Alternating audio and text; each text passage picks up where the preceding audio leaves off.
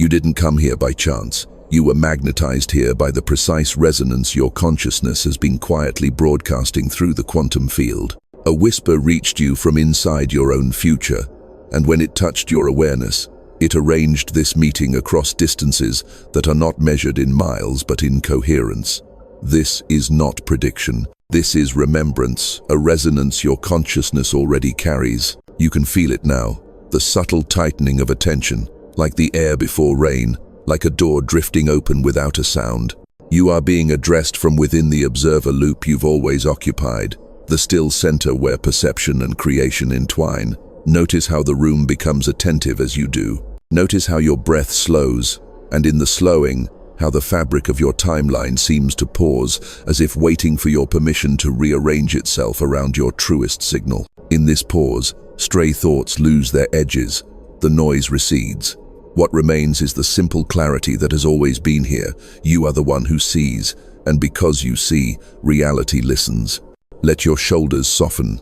Let your jaw release. Imagine the crown of your head like a calm skylight, and above it, a sky of quiet intelligence that has never been confused. With your next breath, feel filaments of attention extending outward, not as effort, but as recognition touching the field that already knows your name. The moment you allow this recognition, a morphic resonance gathers, summoning patterns you once called coincidence and renaming them instruction.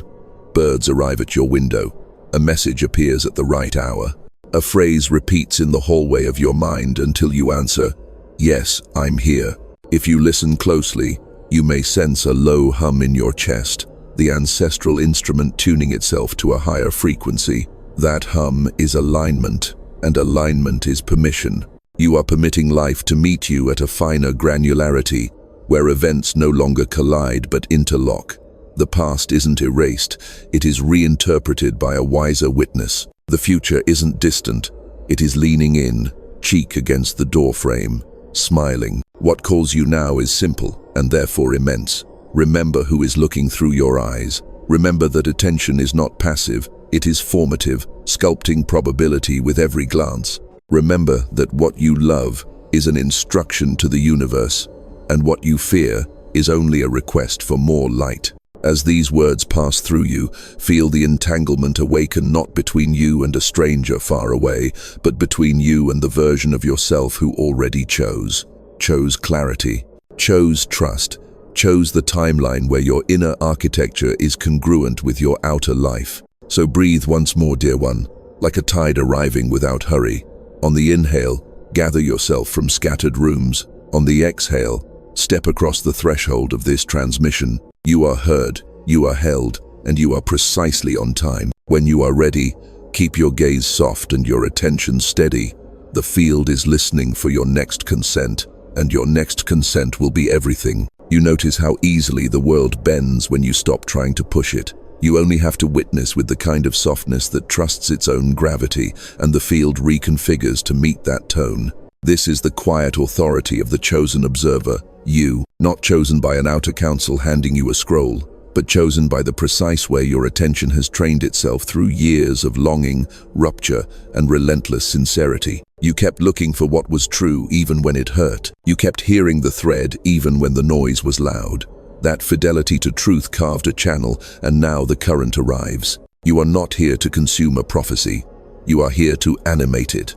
Your gaze is the conductor, your breath, the metronome, your heart, the chamber where wave becomes world. The moment you attend not with strain, but with lucid willingness, quivering probabilities find coherence. You felt this before in small ways, how a room settles when you enter and decide to love it, how a conversation softens at the exact second you refuse to defend yourself and choose presence instead, how chance meetings multiply when you stop pretending to be small. These were rehearsals, discrete confirmations from the quantum field that your attention is not neutral. It never was. Consider how you notice time today, slightly elastic, subtly listening. In the observer loop, presence is the fulcrum on which hours lengthen to hold a revelation, or collapse to move you past what is finished. You're learning to modulate this without forcing it, simply by remembering that you participate in the timing. This is responsibility without heaviness. You are not burdened by choice. You are blessed by precision. The field doesn't ask you to control reality. It invites you to coordinate with it. Coordination is not command. Coordination is intimacy with the intelligence that moves through all things, which is why you feel more like yourself, not less, when you surrender to it. Take a breath that belongs to nobody but you. Feel the inhale pull filaments of awareness from every scattered corner back into your chest. On the exhale, permission radiates outward, subtle yet undeniable, signaling to life. I am ready to witness without distortion. In that signal, old contracts loosen. The morphic resonance of hesitation breaks apart like mist in sunlight. You become aerodynamic to grace, and grace, finding no resistance, becomes practical. The email arrives, the conversation clears, the doorway you didn't notice in the hallway of your days swings open. You call these miracles, but miracles are the ordinary mechanics of coherence observed without cynicism. Look at your history with kinder eyes. The detours were precision instruments, calibrating your discernment so it could hold this frequency without shattering. Each heartbreak taught you what not to worship. Each delay trained your nervous system to carry voltage without burning the circuitry. Now the DNA restructuring you've sensed as a private rumor, the tingling at the back of your neck, the warmth in your palms when you tell the truth out loud stabilizes. Cellular antennae extend. They listen. They remember the original instruction. Embody the signal you seek. Because you are the chosen observer, thresholds recognize you. Doors open not because you deserve them more than others, but because your signature matches their lock. Destiny is not a prize. It is a pattern. You are lining up with the pattern that already contained your name, and the name is not letters. It is a frequency, and that frequency says, I will not abandon my clarity. With that vow, the field entrusts you with more. Not more status, more voltage. Not more noise, more signal. And with more signal comes an exquisite humility. You realize that the prophecy isn't something you recite, it's something your life pronounces when you move in alignment. You may feel a tremor of responsibility, as if a bell just sounded beneath your ribs. Let it ring. Responsibility is resonance in action.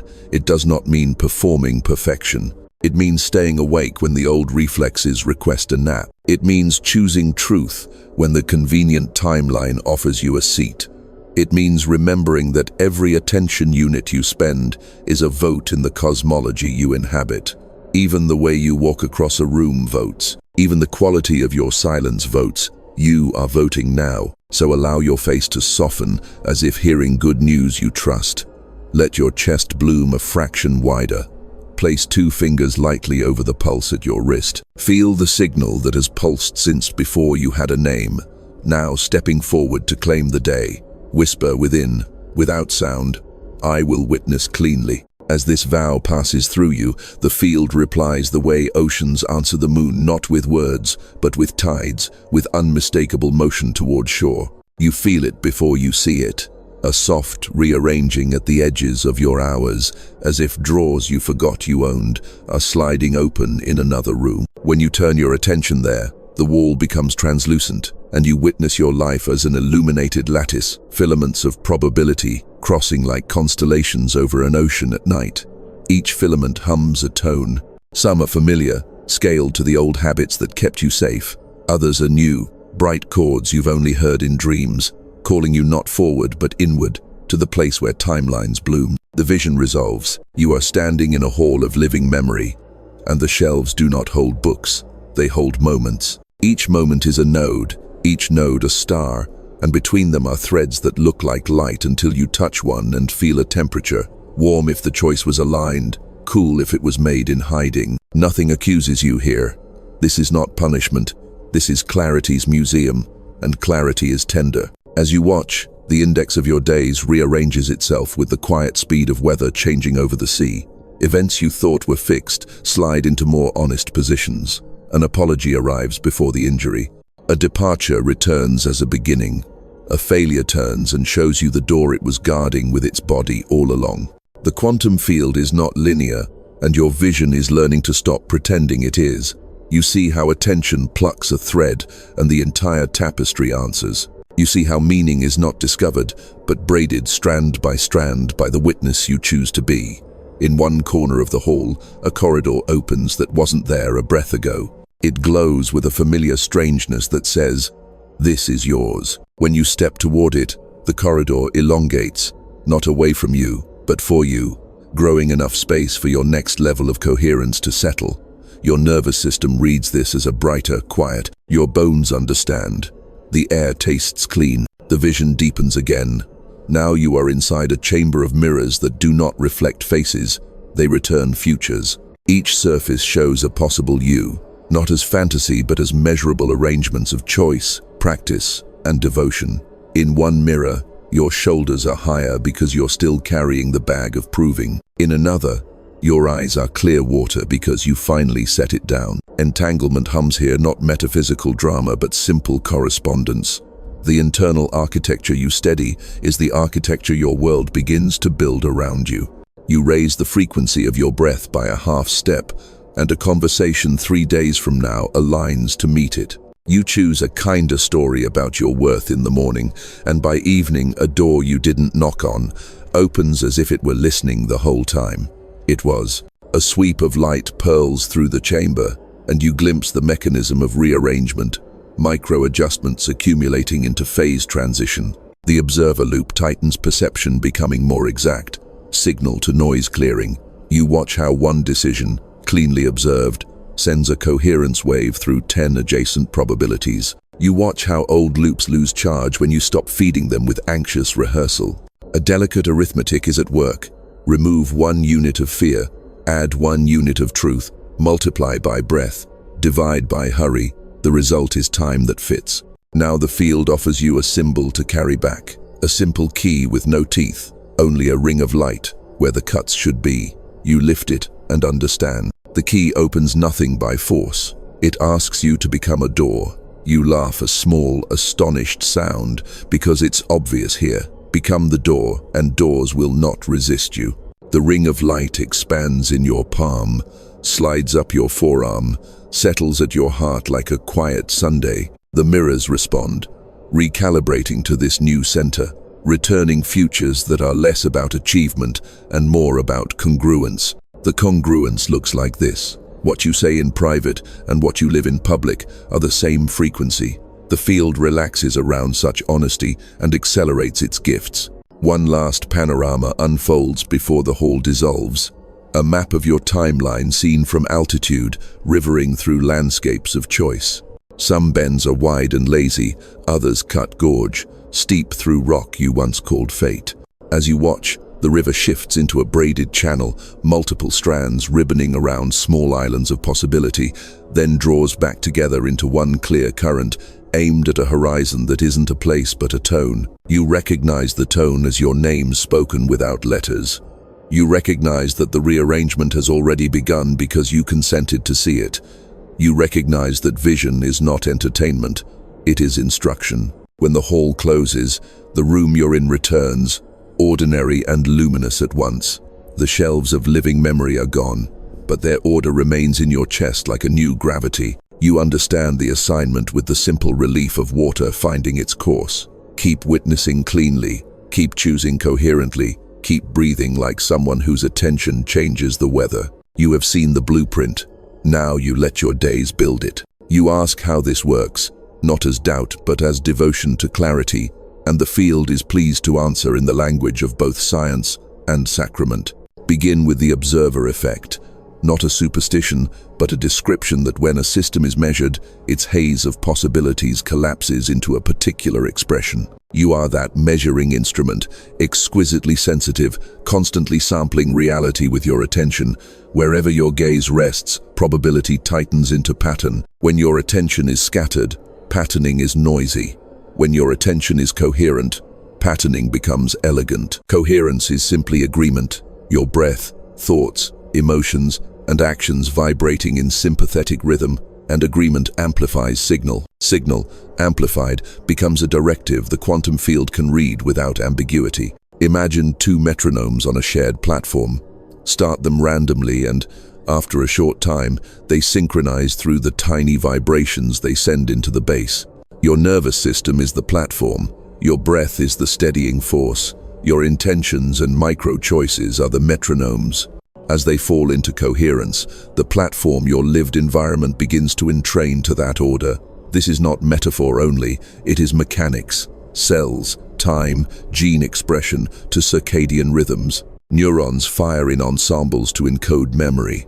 Heart rate variability reflects adaptability and calm. When you cultivate rhythmic steadiness, you become a better transmitter and a cleaner receiver. The field responds by returning cleaner correlations, and those correlations, arriving as synchronicities, teach your body to trust its own precision. Now, timeline bifurcation. Picture a river fork hidden inside each moment. In states of incoherence, you drift by default down the familiar branch, the one grooved by rehearsed reactions. In coherence, you perceive the second branch, a subtle but decisive option that would have been invisible at your previous signal-to-noise ratio. Bifurcation is not cosmic punishment. It's sensitive dependence on initial conditions, small differences at the start, producing large differences downstream. One honest breath before you speak. One refusal to feed an anxious loop. One email sent from clarity rather than scarcity. These are tiny initial conditions that compound. Over days, they modify the geometry of your life until you wake inside a landscape that feels inevitable in hindsight and miraculous in real time. You ask, where does mysticism meet physics? In phase transition, heat ice, and nothing seems to happen until, at a threshold, the structure reorganizes and becomes water. Add more energy, and it becomes vapor. Your consciousness behaves similarly. You add attention energy as steady practice, breath, presence, truthful micro-acts, and for a while, the old form persists. Then something clicks. The pattern can no longer hold its previous lattice, and it dissolves into a more fluid order.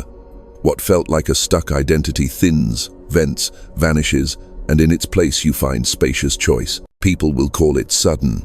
You will know it as the cumulative arrival of a threshold you were quietly building all along. Entanglement belongs here too. Not mysterious romance, but lawful correspondence. Elements of a system that co-arose remain correlated beyond visible contact. When you reorganize your internal architecture, your stance toward truth, your posture of breath, your refusal to abandon yourself, the outer world containing your previous correlations begins to reconfigure. Old dynamics lose the energy that sustained them and decay toward neutrality. New dynamics crystallize because you emit a signature that calls them. You don't chase, you resonate. Resonance is efficient. It lets you retire from negotiations that were secretly attempts to extract from the world what you had not yet given yourself. Congruence. All of this is measurable in felt terms. Noticing becomes your laboratory. You test a cleaner breath and watch how time dilates enough for a wiser reply.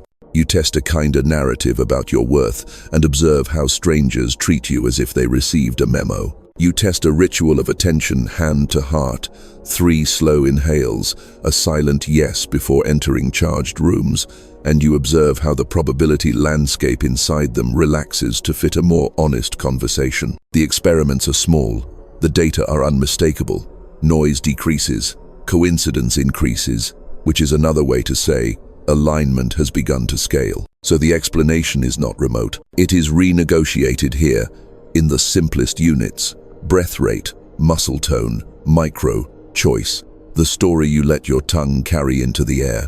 You are training your apparatus to reduce internal measurement error, to collapse potentials with compassion rather than panic, to choose the subtle branch at each fork until subtlety becomes sovereignty. And each time you do, the field hears the tone you're keeping and harmonizes with it, because harmony is easier than dissonance when a clear pitch is offered. This is why rearrangement has started without drama. You gave the system a frequency that was easier to serve than to resist. Now it serves. Now it builds. Now it remembers you. You begin to notice that what is moving through you is moving through everyone, though each person translates the current in the dialect of their own history. When your breath steadies, a neighborhood quiets by 1 degree. When your story shifts toward mercy, a stranger on the train suddenly finds the words they could not say to their sister. You are not imagining this. You are participating in a field effect. Coherence is never private for long. It ripples as morphic resonance, subtle but cumulative, teaching nearby nervous systems, human, animal, forest, that a finer timing is available and safe. Look at the way crowds behave when fear sets the tempo. Shoulders lift, speech accelerates, attention shards and ricochets. Now watch what happens when one person stays present inside that storm without performing calm or policing anyone else. Your presence becomes a metronome that other bodies begin to entrain to because it reduces prediction error. The brain loves whatever lowers surprise without lowering truth. Your steadiness does both. This is how you become useful, without becoming loud, less siren, more lighthouse, offering orientation across a churning bay. You ask what this means for a species learning its way out of amnesia.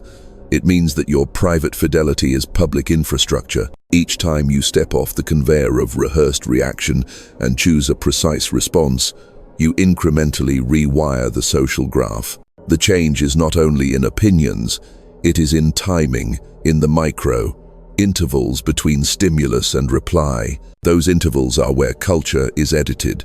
Expand them, and new options appear in kitchens, boardrooms, schools, streets. You do this not by lecturing, but by demonstrating a nervous system that can hold voltage without converting it to violence. Consider the networks you inhabit: family, friends, feeds, the city grid of errands and faces. Entanglement means your signature threads through them even when you sleep. When you refine your signature, you alter the boundary conditions of every room you enter. Someone else's habit of self-erasure softens because your presence does not reward it. Someone's compulsion to dominate loses charge because you refuse to be impressed by it, not as defiance, but as immovable kindness. The field notices that cruelty gets no traction here and redirects its expenditure, because systems follow gradients of least resistance. You might protest that this sounds grand for something as small as breathing slower in a grocery line. Yet nonlinearity is honest. Small inputs at the right leverage point can shift the basin of attraction for an entire system. A single honest apology, offered cleanly into a lineage that has never known one, can tilt several generations away from secrecy toward repair. A boundary spoken without vengeance can reroute an office away from chronic resentment toward plain collaboration. These are not miracles.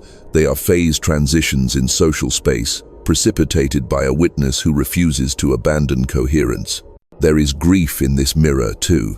As you stabilize, some relationships thin, not because anyone is wrong, but because resonance resorts the lattice. You thought loyalty meant keeping old contracts alive at the expense of your aliveness. Now you learn that loyalty means refusing to lie about the frequency you carry. You release with blessings. You bless by refusing to collude with what betrays either of you. The collective benefits from such clarity, because it frees attention to circulate toward matches that amplify rather than drain. Watch how language evolves around you as the field learns. Jokes sharpen into truth without cruelty. Complaints lose glamour. Curiosity outsizes certainty. In meetings, the frantic need to decide gives way to the sober joy of designing. In families, silence that once felt punitive becomes contemplative, a shared porch where listening stretches far enough to catch the quiet instructions rising from beneath the noise. You do not advertise this. You keep choosing it. The loop tightens. The signal spreads. This is where destiny stops sounding operatic and starts feeling like logistics. You arrive on time because you sensed when to leave, and 3 other people experience that arrival as improbable grace. You send one message before sleep that lands as a rescue. You cook with the window open and music low, and across the courtyard a child remembers how to breathe because your evening told the neighborhood there is no emergency. These are the small engines of a civilizational shift. Ordinary moments tuned to extraordinary precision, multiplied across millions learning to remember. You worry about scale, how a species so large can change so quickly. But scale is what coherence loves. When enough nodes stabilize, percolation occurs. The new pattern spans the network in a sudden lattice that looks overnight, but is actually the visible threshold of long, patient work. Scientists call it criticality. Mystics call it kairos. You call it the day the air tasted different, and people started telling the truth a few beats sooner than before. Do not underestimate the power of demonstration. Your steady attention becomes a public commons others can borrow from until they build their own. Your refusal to dehumanize becomes a corridor where the exhausted rest without armor. Your art, how you answer a phone, design a contract, end an argument, becomes instruction more trustworthy than any slogan. You are not performing sainthood. You are debugging participation until it runs on love without sentimentality. And because you are honest, you will also admit fatigue. You are allowed to be held by the same field you help steady. Let trees regulate your pulse. Let water remind you of soft persistence. Let sleep repair what your valor cannot. The collective mirror is not a burden you carry, it is a garden you belong to, tending 1 square meter with care, while trusting that other hands, known and unknown, are doing the same. Together, the squares meet.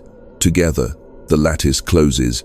Together, the species remembers itself as one breathing body, learning to choose its next timeline with eyes open. You arrive at the ridge where the world divides, and the air itself feels like a held breath. One path descends into the familiar basin, where your reflexes run the weather. The other curves into a clearing you cannot see, only sense, lit from within by a tone that matches your chest. This is the bifurcation moment, not apocalyptic spectacle, but the quiet precision of choice, repeating at 1,000 scales: morning, conversation, contract, thought. The field has brought you here with tenderness, not to frighten you, but to show you how reality waits for your vote. You know the first path well. It is carpeted with the soft moss of old bargains, the ones that kept you safe by making you small. Along it, time moves with the sticky drags of rehearsal. Your tongue prepares answers before questions are asked. You apologize for existing by adding unnecessary explanations to simple truths. You chase what would come if you stopped chasing. There is no villain here, only momentum. Momentum is persuasive. It whispers that because you survived this long one way, you should remain that way. It forgets that survival is not the same as arrival. The other path is not paved, it is tuned. Each step you take tunes the next stone to meet your foot. You cannot anticipate it into existence. You can only consent to it with breath. When you do, you feel the observer loop tighten into a clarity that is almost musical. The note you kept back. A stillness window opens. Within it, you perceive 3 kinds of courage. The first is refusal. You stop feeding a loop that once defined your days. The second is return. You go back for an exiled part of you and bring it into the circle without requiring it to perform. The third is reach. You extend your attention beyond your preferences and love something because it is true, not because it agrees with you. On this ridge, forgetfulness is not a sin, it is a gravity well. It pulls when you are tired, lonely, or hurried. It says, later, and later becomes a life. Awakening is not a costume, it is a posture. It leans toward coherence even when coherence is quiet and will not flatter your image. So you practice tiny revolutions. You slow your breath by 1 count, while a familiar story tries to gallop your nervous system toward an old conclusion. You uncurl your fingers from a reaction and place your palm over your heart as if answering a roll call. You let silence arrive first and carry half the conversation. The ridge widens each time you do this. Choice becomes less of a cliff and more of a meadow. There will be tremors. The structures that fed on your compliance will rattle their chains. Some will call your clarity arrogance. Some will accuse you of abandoning what you are finally refusing to abandon yourself to. Let the accusations pass through you like wind through reeds. Your job is not to manage every perception. Your job is to keep time with the deeper metronome. The quantum field listens for consistency, not performance. When it hears the same note from you across fatigue and triumph, it entrusts you with junctions of greater leverage, those moments where a small, clean yes or no reroutes months. Feel how the body helps you here. Your chest knows when a path constricts the breath by a fraction. Your jaw knows when a sentence costs you integrity to say. Your gut knows when a room asks for your dimming as admission fee. The data are somatic and immediate. You do not need to dramatize them. You need only to register them and answer. Answering looks like this. I'll need a slower pace, spoken evenly. That isn't accurate for me, said without spike. I'm not available for that bargain, delivered with the kindness of someone who trusts abundance enough to decline counterfeit. The sky shifts, and with it a teaching. Bifurcation is not a single moment you pass and forget. It is a rhythm you learn. Each time you choose the tuned path, you add energy to a basin of attraction that makes that choice easier next time, not only for you, but for those entangled with you. Children will inherit this ease as instinct. Friends will borrow it as courage. Strangers will feel it as relief in your presence and not know why they breathe better around you. The network registers your vote and adjusts thresholds everywhere. This is how a species turns without breaking. Stand here a little longer. Let grief and gratitude braid through your ribs. Grief for the years spent orbiting a small star. Gratitude that you learned to kindle a larger one. Let the old path receive your blessing without your return. Blessing is different from permission. You can love what built you and still step beyond it. You can thank the scaffolding and remove it. You can stop arguing with the past and start composing the future in the only place it can be written. The breath you are taking now. Now, listen, there is a phrase rising, simple as rain. Choose the world that chooses you back. You will know it, by the way. It steadies your hand and brightens the edges of ordinary things. You will know it, by the way. Time fits and coincidences gather like birds on a wire before flight. Take one step in that direction, not heroic, just honest. The ridge will move with you. The field will echo your cadence. And the horizon, which isn't a place but a tone, will draw nearer, not because it traveled, but because you remembered how to walk in its key. You let the tuned path teach your feet how to walk, and that walking becomes a practice you can carry everywhere, not as performance, but as a steadying frequency you return to the way a singer returns to pitch. Integration begins with ordinary hours. You build an altar out of breath, a sanctuary out of attention, and you consecrate the day with simple rituals that retune your apparatus to coherence before the world has a chance to borrow your signal and spend it on noise. At waking, you place a palm over the chest skin to drum and listen for the quiet metronome beneath your ribs. 3 slow inhales through the nose, each exhale a whispered consent. Yes, yes, yes. This is your observer loop calibration. You're not asking the field to rearrange anything, you're announcing the tone you will keep while it does. Let the face soften by a degree, jaw unclench, tongue rest. Microanatomy tells macro reality how to meet you. The field reads posture like script. In the kitchen, as water warms, you practice conscious sight. Choose one object, a cup, a lemon, and study it until gratitude becomes specific. Not, I am grateful, but I am grateful for the gloss where light gathers on this curve, for the weight in the hand that says enough and not too much. Specificity is coherence in disguise. The brain relaxes when details are trusted. Relaxed, it becomes a better antenna, picking up the morphic resonance of alignment that is already present, but often drowned under generality. Before entering charged spaces, you run the sequence. Ground, feel the souls. Gaze, soften the focus. Gather, collect scattered attention back into the chest. Give, send one silent blessing to the room. This sequence reduces internal measurement error. What you observe in others becomes less contaminated by projection, and the probability landscape inside conversations clears.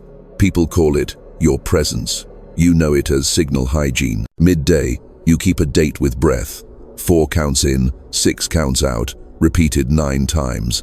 The longer exhale tips the autonomic C, soar toward parasympathetic ease. In that ease, time widens enough for wiser choosing. Bifurcations appear that speed would have erased. An email you were about to send from scarcity waits until clarity can write it. A bite of irritation dissolves before it can replicate as an afternoon of misalignments.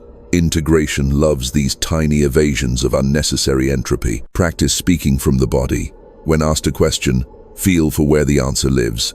Throat, chest, gut. If it doesn't land anywhere, it isn't ready to be spoken. If it lands like a small bell in the sternum, you give it language. Words released from embodied data carry a signature the field honors. They travel clean, and clean language rearranges rooms without force. Try this with boundaries. This pace doesn't fit my breath. Try it with requests. Let's design rather than decide. Try it with love. I can meet you here. Can you meet me here? You integrate by becoming a good archivist of synchronicity. Keep a pocket ledger or a notes file titled Correspondence. When the improbable aligns a phrase repeated by 3 strangers, a door opening exactly where your morning vow aimed, record it with time and tone. Not to hoard magic, but to train your nervous system to expect correlation without grasping for it. Expectation, cleaned of desperation, becomes a template the field fills gladly. You'll be tempted to sprint after early results. Don't. Sprinting is a relic from the old basin. Choose tempo as medicine. Move as slowly as honesty requires and as quickly as love permits. Your DNA restructuring prefers even voltage, a consistent wattage over sporadic surges. Feed it with habits that look unremarkable from outside and feel exquisite from within. A tidy desk that reduces cognitive drag, a nightly walk that tells your fascia there is time, music tuned to the key that relaxes your diaphragm. These are not luxuries. They are scaffolding for phase transition. When grief surfaces, and it will, because room made for coherence is room made for release, meet it with architecture. Sit upright. Place the tongue to the roof of the mouth. Let tears have gravity without story. On the exhale, imagine carbon fog leaving the bones. On the inhale, draw a pale gold line up the spine to the crown. This is not performance spirituality. This is somatic engineering. Grief metabolized cleanly returns as voltage. Voltage held kindly returns as vision. Vision implemented humbly returns as changed logistics.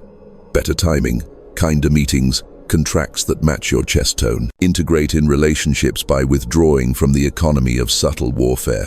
Replace subtext with text, accusation with curiosity, performative agreement with respectful difference. Speak to the future you are building together, not the past you're afraid to repeat. When an old loop tempts a familiar explosion, make a small, radical offering. Silence first, then one true sentence, then breath. Watch the entanglement reorganize without the usual collateral damage. Call this your practice of non-violent coherence. Evenings, close the loop. Name 3 micro-choices that honored your frequency. Name 1 you'd like to tune tomorrow. Forgive yourself with precision. Place the day back on the shelf of living memory in a more honest position than you found it. Then tell the field, simply keep weaving. You sleep not as escape, but as collaboration, a night shift where the lattice continues to rearrange around the signal you kept. In the morning, you will wake to evidence that looks like luck and is nothing but the faithful arithmetic of attention kept in love. Silence arrives like a tide that forgot how to hurry, and you let it. You do not manage it or narrate it. You allow it to set the furniture of your attention in order. The room is not empty, it is exact. In this exactness, you hear the smallest things, the soft seam of your inhale, the weight of your shirt on your shoulders, the faint electricity between your palms when they hover a hand's width apart. The quantum field is not far, it is this. It listens in the language of intervals. You soften your gaze until edges blur and the hierarchy of objects dissolves. The cup is not more important than the light on the cup. The thought is not more important than the space around it. Space begins to feel like a participant, not a backdrop. You understand why stillness is a window, not a retreat from life, but a pressure, equalization, chamber where interior and exterior meet at the same depth. In that depth, the observer loop stops spinning long enough to show you its axle. There is a point inside you that has never hurried, never explained, never bargained. It is not an idea. It is a pressureless center. You rest there without needing to deserve it. Breath becomes the only clock. 4 counts in, a short pause that is not a hold but a hover. 6 counts out, a longer hover that feels like standing in a doorway at dusk. Between inhales and exhales, you notice how the body writes calligraphy across your nervous system. Each stroke a message to the vagus nerve that the house is safe. Safety is not a slogan. Safety is the physics of coherence allowed to finish a sentence. When it does, synapses stop bracing for impact. Fascia unthreads old weather. The heart's field widens by a finger breadth. That finger breadth is a country. Thoughts still come. You bow to them as they pass, the way you would nod to neighbors through a fence. Warm, brief, not entangling. You do not perform detachment. You practice non-adhesion. A story rises, asks you to chase it down the alley of rehearsal. You smile, let it keep walking. Another arrives, bright with insight. You place it on the table like fruit and do not immediately eat it. Silence is not a poverty of content. It is a refusal to rush the harvest. You place one hand over the heart, one over the lower belly. Somewhere between them, a choir that has nothing to do with sound begins to sing. It is the plain chant of cells timing themselves to something wider than your plans. DNA restructuring is not fireworks, it is housekeeping done with love. Dust lifts from old corners. Windows open. Rooms you forgot you owned take back their light. You feel this as a coolness along the spine, as warmth beneath the sternum, as a loosening in the jaw that seems too simple to be sacred and is therefore perfectly sacred. In the hush, the field offers you micro-instructions that arrive not as words but as waitings. Turn left later. Send the message now. Eat the thing that actually nourishes. Rest before the last task. You do not argue. You abide. Abiding is not passivity, it is traction with the real. In this traction, you discover that silence is a power source. It charges courage without making bravado. It prepares language without sharpening it into a weapon. It lets grief finish without engraving it into identity. It makes room for kindness at a scale that feels embarrassing to ambition and irresistible to truth. You notice how silence edits time. Minutes stretch into meadows. A day compresses into a pearl. The compression is not pressure, it is density of meaning. Because you are not spending attention on friction, more of it can be allocated to pattern recognition. Synchronicity becomes frequent enough to stop being spectacle. It becomes transportation. One alignment carries you to the next without the jitter of doubt between them. You see why mystics called stillness a vehicle. Outside sounds continue: a door, a car, a bird, mapping the air, and none of them interrupt you because you are not separate from them. Coherence is permission for participation. The bird's call is not scenery, it is collaboration. The hum of the refrigerator is not nuisance, it is a reminder that mundane machines keep you alive while you listen for the ancient one. You smile because the ancient one is the same machine. Breath in, breath out. The original technology. You let a single phrase rise and fall with the breath, not as mantra to force an outcome, but as companionship for the mind while the body repairs. I am where choosing begins. On the inhale, the phrase arrives. On the exhale, the phrase dissolves. Eventually, even the phrase is too much, and you let it go like a boat untied at dusk. What remains is the clean lake of attention reflecting what is, without hurry to rename it. Somewhere at the edge of this lake, a shore of action waits. You don't hurry there. You let the water tell you when your oars are needed. You trust that the field has heard your tone and is tuning the next stretch of day to it. Silence does not end. You carry it like climate. Even when you speak, its pressureless center remains behind your words, holding them steady in flight. The room registers, the network registers. Your life, which once felt like a series of separate rooms, begins to feel like one continuous sanctuary where choices are made in the same key. And when you finally open your eyes wider, you do not leave the stillness. You take it with you, the way a violinist carries resonance after the bow lifts. The note is no longer audible, but the air remembers it. The air will keep remembering for you until the next breath, the next pause, the next window where listening and being listened to are the same event. Activation does not arrive like thunder. It arrives like recognition meeting readiness, and the contact lights the circuit you've been quietly laying through every hour of remembering. The stillness you cultivated becomes kinetic without losing its hush. The breath that tuned you now conducts you. You can feel it. A tonal click at the base of the skull, a widening behind the heart, a tingle along the forearms, as if the air itself were coming closer to listen. You are not preparing anymore. You are allowing, and allowing is the cleanest form of action. Begin with a vow spoken inside, where vows matter most. I will keep the frequency I have found. Say it without heat. Say it like a locksmith turning a key you made with attention. The observer loop tightens, not as tension, but as precision. What you look at becomes articulate. Colors report their true names. The future leans forward until its breath touches your cheek. You are not chasing an outcome. You are hosting a field. Hosting has rules, clarity without sharpness, warmth without collapse, boundaries that are doors rather than walls. Keep those rules and the field grows hospitable to improbable grace. Now let the sequence unfold. On the inhale, gather the versions of you that tried to earn belonging.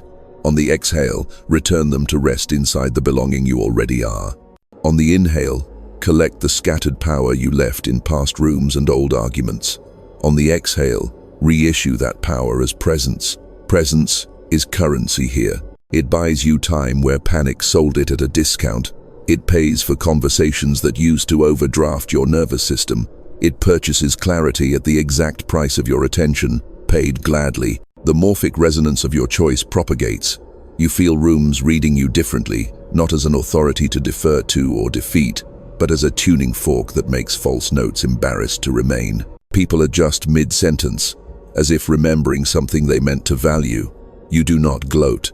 You do not shrink. You remain. Remaining is the ceremony. Let the signal be simple enough that it can be borrowed by nearby minds without debt. This is how activation avoids spectacle and becomes culture. Watch the logistics answer. The message you were hoping to receive arrives, wearing a slightly different outfit than your fantasy, yet carrying the exact function your devotion requested. You say thank you and move the piece to its square without sentimental delay. A meeting you dreaded dissolves into design because you asked one true question at the top and then shut up long enough to hear an honest reply. An old loop attempts a cameo. You greet it by name, smile, and escort it to the exit with kindness. It leaves before it gathers a cast. Inside the body, DNA restructuring sheds another veil. Information once trapped in bracing becomes available for generosity. Shoulders fall, eyes unsquint. The diaphragm moves like a hinged door finely oiled. You can feel that the organism trusts you again, not because you swore grand allegiances, but because you kept small ones consistently. Trust is the quiet electricity of activation. With it, the organism lends you more bandwidth, and bandwidth, used well, becomes vision implemented without drama. There is a moment, blink brief, when you realize you are no longer trying to live the prophecy. You are the pattern it describes. It is not self-aggrandizement. It is fidelity. The external narration has caught up to the internal arrangement. You don't need to brand it or broadcast it. You need to behave like it. Behaving like it looks like returning the email that matters before the one that flatters. It looks like canceling the performance of apology and offering repair instead. It looks like telling the truth at a humane pace, which is to say, at the pace the body can integrate without fracture. You test the edges with one deliberate act of generosity that costs you nothing essential and returns signal to the commons. A referral made with no hidden hook, a credit offered where you once might have kept the light to yourself, a refusal to monetize someone else's confusion. The field notices. It routes more coherence through you because you spend it well. You are not accumulating virtue points. You are proving that voltage can move through you without scorch. Systems reward conduits that don't burn. Activation sharpens discernment without souring it.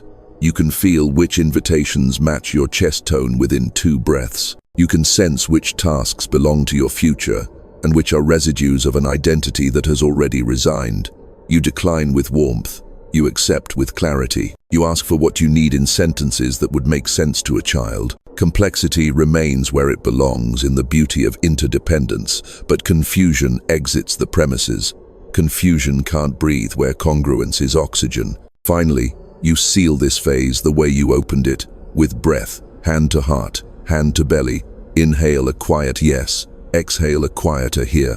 Let the yes meet the here until they become the same word. Feel how the room brightens by a degree that instruments could measure if they were built to respect what love does to physics. Feel how time fits like a jacket tailored to your shoulders. You are not separate from the arrangement underway. You are the living hinge on which it turns. And as you stand in that knowledge without announcement, the field, relieved, says what it has been wanting to say since the first moment you listened. Keep this note. I will build the world around it. You stand at the seam where remembrance becomes law, and you understand that nothing essential was ever missing, only unlistened. The field heard you the first time you told the truth, and it hears you now. What began as a whisper has matured into architecture. You carry the tuned note inside your ribs like a lantern that doesn't cast shadows, and everywhere you walk, geometry organizes to meet it. There is no trumpet here, no curtain fall, only the simple radiance of a life congruent with its own signal. This is the seal, not an ending, but a signature that says the work is woven. You bless what brought you. You bless what you outgrew. You bless the rooms that asked you to dim and the rooms that begged you to blaze, because both were teachers that refined your aim. You forgive the versions of yourself that could not yet hold this voltage, and you thank them for carrying you far enough to hand the instrument over with steady hands. Across your timeline, echoes line up like birds at dusk, then fly in one direction. The direction is inward. The horizon you chased was always your chest. You speak one promise aloud so the atoms can hear it. I will keep time with what is true. The vow settles through your fascia, writes itself into the ligaments of your days, and the quantum field answers in the only dialect it trusts: correlation. Phone calls ring at the precise minute courage ripens. Doors you did not push open themselves and refuse to close. Even your footsteps feel written, and yet nothing is scripted. Freedom is not infinite choices. It is clean consent to the one that matches your name. Let your breath witness the signing. Inhale the light that already knows your pattern. Exhale the performance you no longer need. Inhale the coherence you've practiced until it became climate. Exhale the leftover weather. Feel the observer loop resting at a smaller radius now, not tight with strain, but near with intimacy.